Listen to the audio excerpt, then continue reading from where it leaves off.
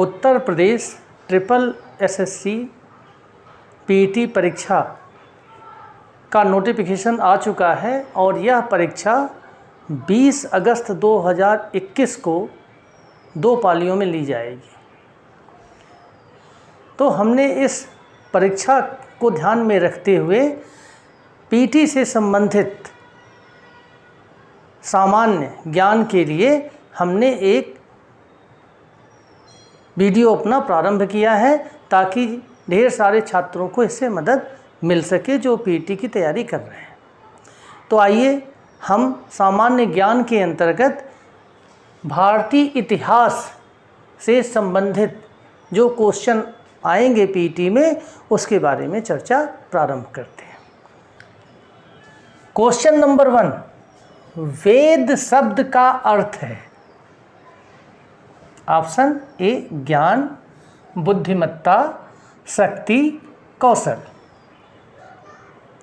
तो यहाँ पे आंसर होगा ज्ञान। वेद 4 हैं, ऋग्वेद, सामवेद, यजुर्वेद, अथर्ववेद, जिसमें से ऋग्वेद, सामवेद, यजुर्वेद को वेद त्रयी कहा जाता है।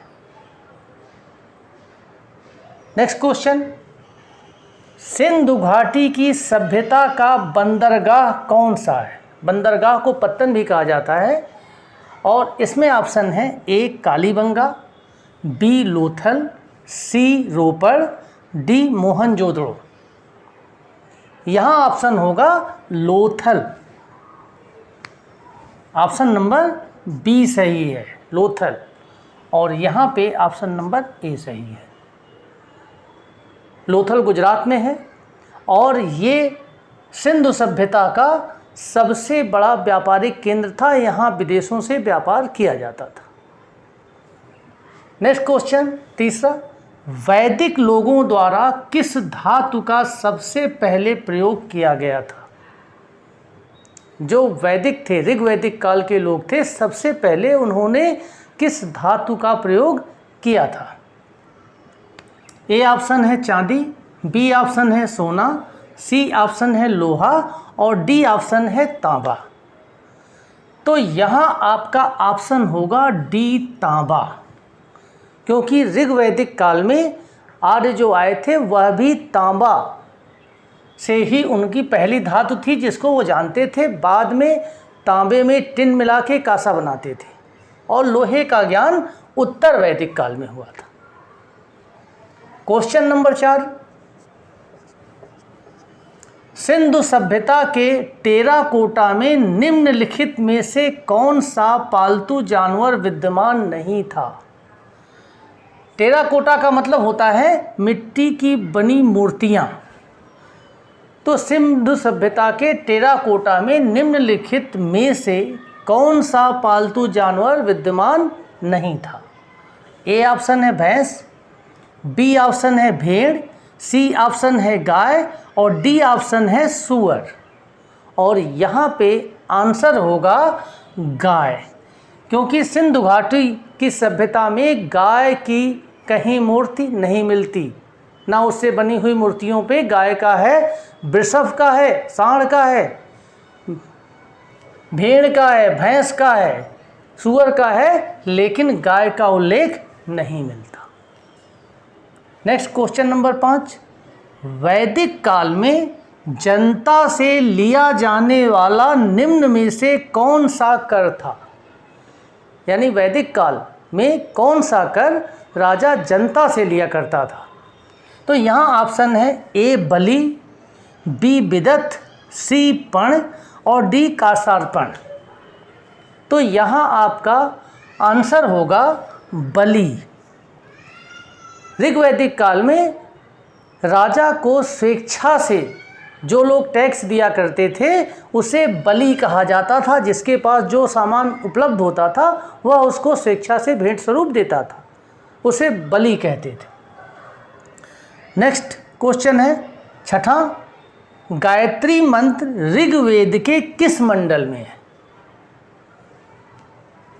ऑप्शन है ए प्रथम मंडल, बी द्वितीय मंडल, सी है तृतीय मंडल और डी है चतुर्थ मंडल। तो यहाँ पे आंसर होगा बी, तीसरे मंडल में है, द्वितीय नहीं, यहाँ होगा सी, तीसरे मंडल में है। गायत्री मंत्र के बारे में बता दें कि इसका उल्लेख तीसरे मंडल में है और इसके रचयिता विश्वामित्र हैं और गायत्री मंत्र ऋग्वेद में सविता नाम के देवता को समर्पित है जो सूर्य का पर्यायवाची है। नेक्स्ट क्वेश्चन, सत्यमेव जयते निम्न में से किससे लिया गया है? ए कठोपनिषद, बी अथर्ववेद, सी मुंडकोपनिषद और डी मत्स्य पुराण। तो यहाँ पे आपका सही आंसर होगा सी मुंडकोपनिषद। यहाँ से सत्यमेव जयते लिया गया है। नेक्स्ट क्वेश्चन 8वां, निम्न में से किस विदुषी ने वाद विवाद में अजेय याज्ञवल्क को चुनौती दी थी? तो यहाँ पे ऑप्शन है घोषा, अपाला, मैत्रेयी, गार्गी। तो यहाँ पे आपका डी ऑप्शन सही है।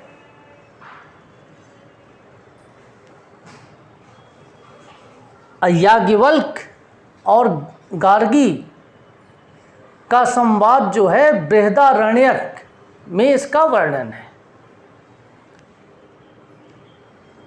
और गार्गी ने याज्ञवल्क को शास्त्रार्थ करने की चुनौती दी थी।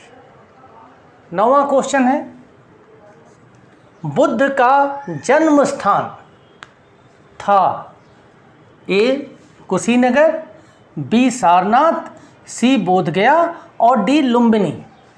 तो यहाँ आंसर होगा डी लुम्बिनी। गौतम बुद्ध का जन्म लुम्बिनी नामक जो है स्थान पे हुआ था और वो राजकीय बिहार में हुआ था। नेक्स्ट क्वेश्चन है 10वां, गौतम बुद्ध किस वंश से संबंधित थे? यहाँ ऑप्शन है ज्ञात्रिक, मौर्य, शाक्य, शुंग। तो यहाँ सही आंसर होगा शाक्य, क्योंकि ज्ञात्रिक से महावीर स्वामी थे, मौर्य वंश से चंद्रगुप्त मौर्य थे और शुंग से पुष्यमित्र शुंग थे। 11वां क्वेश्चन है, गौतम बुद्ध ने अपना पहला उपदेश कहाँ दिया था? ए गया, बी सारनाथ, सी वैशाली और डी पाटलिपुत्र। तो यहाँ पे होगा बी ऑप्शन और ये है सारनाथ। गौतम बुद्ध ने अपना पहला उपदेश सारनाथ में दिया था। नेक्स्ट क्वेश्चन है, 16 महाजनपदों का वर्णन किस बौद्ध ग्रंथ में है? ए त्रिपिटक, बी भगवती सूत्र, सी अंगुतर निकाय और डी मध्यम निकाय। तो यहाँ आपका सही आंसर होगा सी अंगुतर निकाय, क्योंकि अंगुतर निकाय ये बौद्ध ग्रंथ है। भगवती सूत्र में भी 16 महाजनपदों का वर्णन है, लेकिन यह जैन ग्रंथ है। और त्रिपिटक ये बौद्ध धर्म के 3 ग्रंथ हैं। ये भी मध्यम निकाय भी बौद्ध ग्रंथ से ही संबंधित है। नेक्स्ट क्वेश्चन पे आते हैं 13वां, गौतम बुद्ध ने सर्वाधिक उपदेश कहाँ दिए थे? ऑप्शन है गया, सारनाथ, वैशाली, श्रावस्ती। तो यहाँ सही आंसर होगा श्रावस्ती। श्रावस्ती जो है कौशल नलेश प्रसेनजित की राजधानी थी और यहीं पे गौतम बुद्ध ने सर्वाधिक उपदेश दिए थे। Next question number 14, Gautam Buddha द्वारा दिए गए प्रथम उपदेश को क्या कहा जाता है? गौतम बुद्ध ने जो अपना पहला उपदेश सारनाथ में दिया था, इसको कहा क्या जाता है? ए महाभिनिष्क्रमण, बी निर्वाण, सी चीवर और डी धर्मचक्र प्रवर्तन।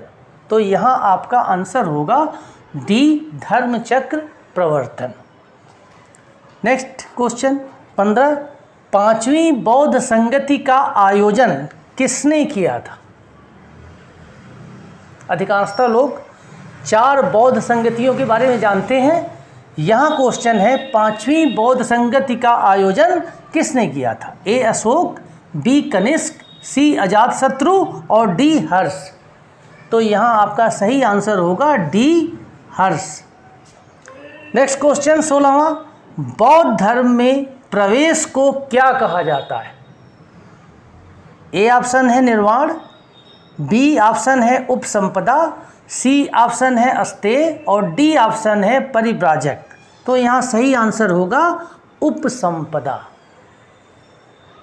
तो ये आपका पीटी से संबंधित जो है भारतीय इतिहास से संबंधित 16 क्वेश्चन है और आगे भी हमारा वीडियो आपका भिन्न भिन्न विषयों पे आता रहेगा। अगर आप लोगों को ये वीडियो अच्छा लगे तो आप इसे लाइक करें, सब्सक्राइब करें और बेल आइकन को ज़रूर दबाएं।